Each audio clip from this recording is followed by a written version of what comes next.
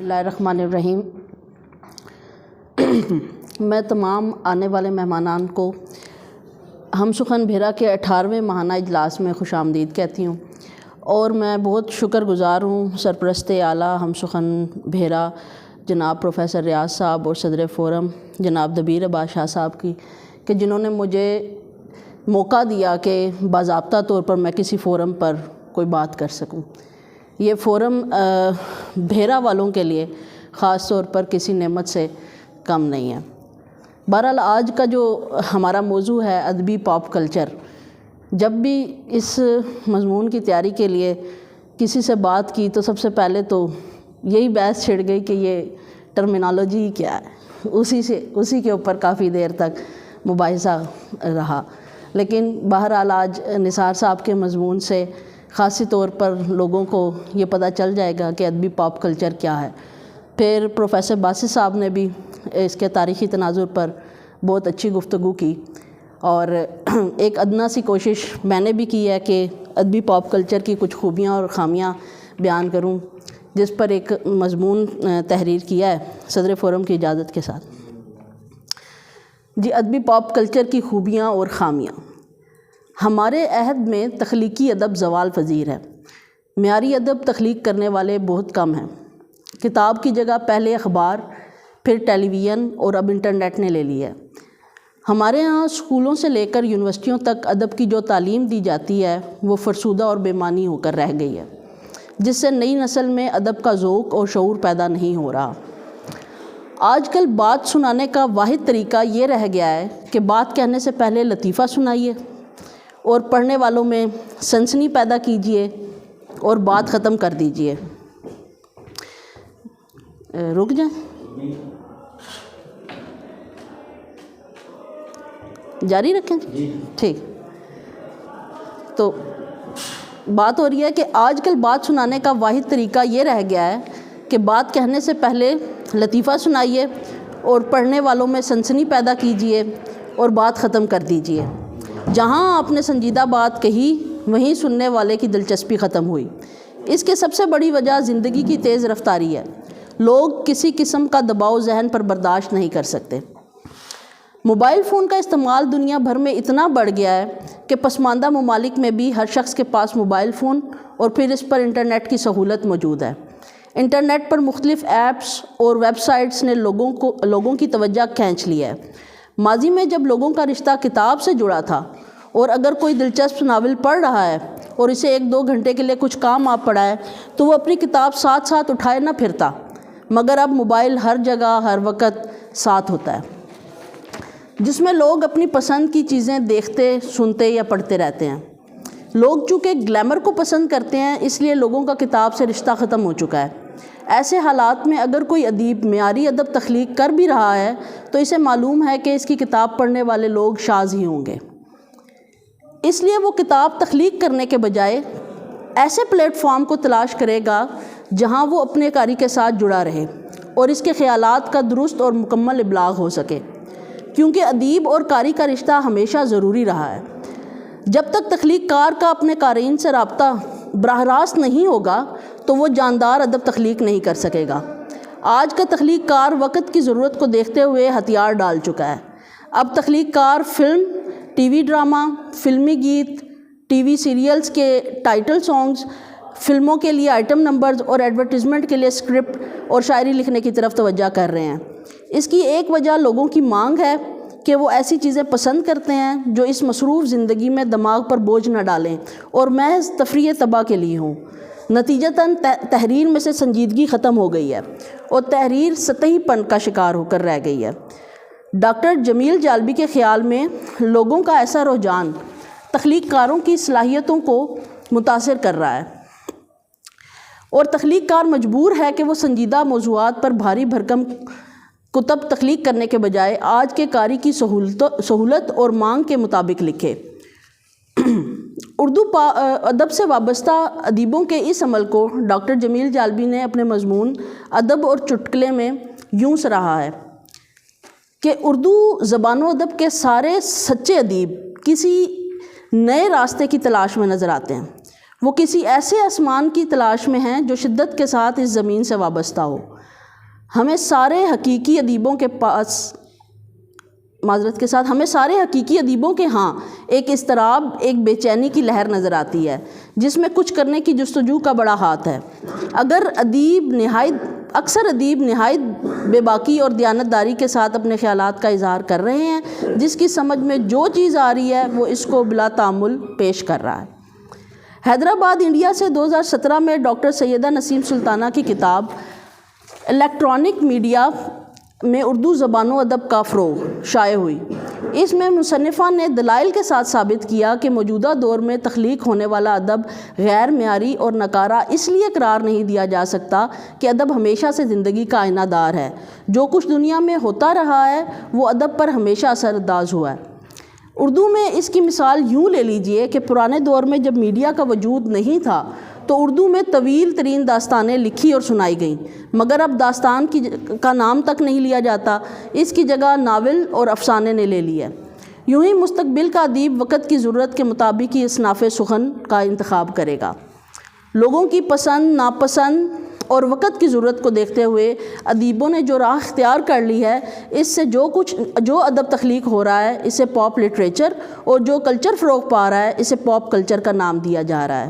اس ادبی pop culture کی بظاہر ہمیں بے شمار خامیاں نظر آتی ہیں جن کو عموماً تنقید کا نشانہ بنایا جاتا ہے کہ پاپ لٹریچر کا تخلیق کرنے والے ادیبوں کی تحریروں میں سنجیدگی نہیں ہے اور ان کے خیالات و مضامین میں بھی عمدگی نہیں ہے اور ان کی زبانیں بھی بازاری ہیں۔ مزید یہ کہ ان کی تحریریں گہرے سماجی شعور سے آ رہی ہیں۔ مثال کے طور پر خواتین کے شائع ہونے والے میگزینز میں لکھنے والی خواتین لکھاریوں کی تحریریں پڑھ لیجئے، چاہے وہ نمرہ احمد کا ناول جنت کے پتے یا عمیرہ احمد کا پیر غامل ہو، یہ کسی طور بھی فن ناول نگاری پر پورے نہیں اترتے۔ جنت کے پتے 2 ضخیم جلدوں پر مشتمل ہے، مگر مصنفہ نے یہ کوشش نہیں کی کہ وہ پہلے جان لے کہ ناول سے کیا مراد ہے۔ اور کمال یہ ہے کہ اسی ایک کتاب پر بات ختم نہیں ہوتی، یہ اور ان جیسے کئی لکھنے والے سالوں سے مسلسل ایسی ہی تحریریں رقم کر رہے ہیں۔ فیس بک پر ریلز، انسٹاگرام اور ٹک ٹاک پر شارٹ ویڈیوز کا جب سے رجحان شروع ہوا ہے تو دور حاضر کے شعراء اور ادیبوں نے بھی اس طرف کا رخ کر لیا ہے، جن میں تہذیب حافی، علی زریون، عمیر نجمی وغیرہ نوجوان طبقے میں بہت مقبول ہیں۔ تہذیب حافی کا ایک شعر دیکھیے کہ میں اس کو ہر روز بس یہی ایک جھوٹ سننے کو فون کرتا، سنو یہاں کوئی مسئلہ ہے تمہاری آواز کٹ رہی ہے۔ اور اسی طرح ایک اور شاعر کے اشعار ملاحظہ فرمائیے کہ 1 تولہ وصل تو ممکن نہیں، 1 رتی پر گزارا کیجئے، وہ آن لائن ہے جناب سبز بتی پر گزارا کیجئے۔ تہذیب حافی نے فون پر سگنل نہ ہونے کے باعث بات کرنے میں پیش آنے والی دقت کو بیان کیا ہے۔ پرانے زمانے میں محبوب کے نام خط بھیجا جاتا تھا، اس لیے خط کے ساتھ نامہ بر، پیام بر، قاصد وغیرہ کے کردار کو بھی شاعری میں شامل جز سمجھا جاتا تھا۔ اسی طرح سنگ گرا، کوکن، شیشہ جیسی مشکل تراکیب کو سمجھنا آج کے نسل کی بس کی بات نہیں، مگر وہ شاعر کی اس بات کو سمجھ سکتے ہیں کہ محبوب آن لائن ہے اور سبز بتی پر جو ہے گزارا کرنا ہے۔ فلم اور ڈرامہ کے ڈائلاگز کلپس کی صورت میں شیئر کیے جاتے ہیں، اسی طرح فلموں کے آئٹم نمبرز اور ڈراموں کے ٹائٹل سانگز بچے کی زبان پر ہوتے ہیں۔ ان کے لکھنے والوں کے لیے بھی کوئی تو معیار بنانا چاہیے۔ ڈاکٹر جمیل جالبی لکھتے ہیں کہ عصر حاضر یا مابعد جدید ادیبوں کو پتہ ہونا چاہیے کہ ادب محض یا تفریح کا ذریعہ نہیں، بلکہ ادب کا ثقافت، سماج، روایات، تاریخ اور سیاسیات سے گہرا تعلق ہے، اور ادیبوں کی ان تمام علوم پر گہری نظر ہونی چاہیے۔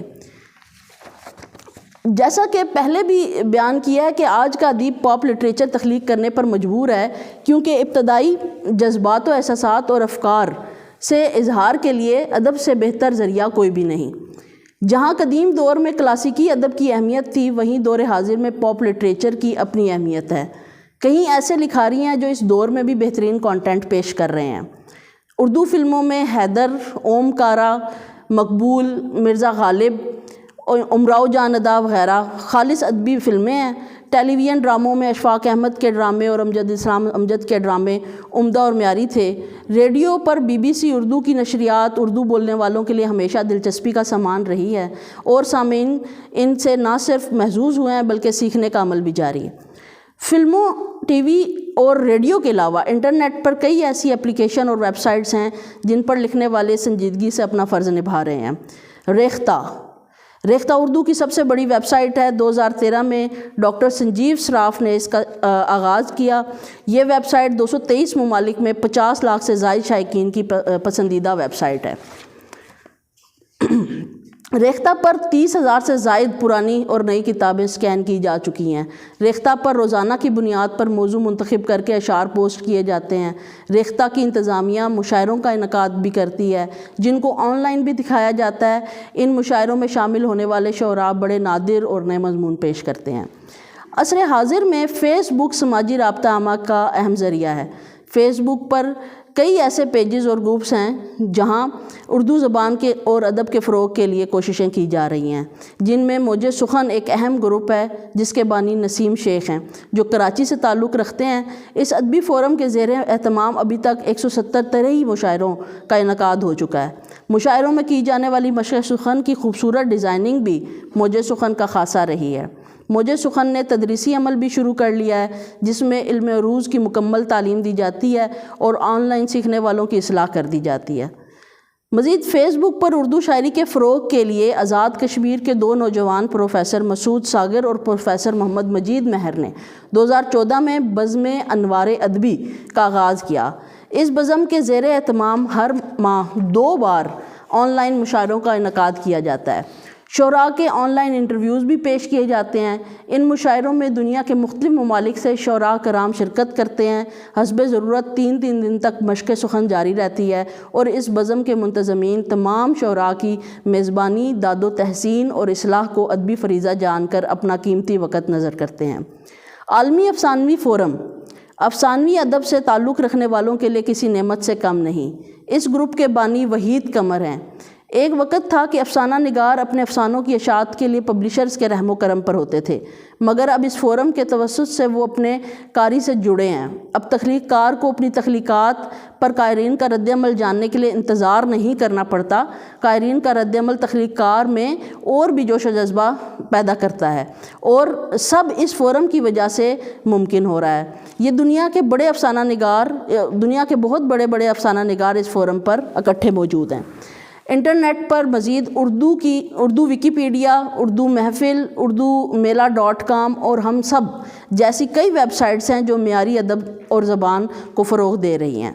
ہم کہہ سکتے ہیں کہ موجودہ دور ادبی زوال کا شکار تو ہے، مگر یہ نہیں کہہ سکتے کہ جو ادبی کلچر فروغ پا رہا ہے وہ درست نہیں ہے، کیونکہ جیسے وقت بدلتا ہے دنیا کے حالات بدلتے ہیں، لوگوں کی ضروریات بدلتی ہیں، اسی طرح ادب کے موضوعات اور حیتیں بھی بدلتی ہیں۔ ادب جمود اور یکسانیت کا شکار ہو جائے تو لوگوں کی اس میں دلچسپی نہیں رہتی، اور یہ مثبت بات ہے کہ آج کا ادیب عہد حاضر کے تقاضوں سے آگاہ ہے۔ بہت شکریہ۔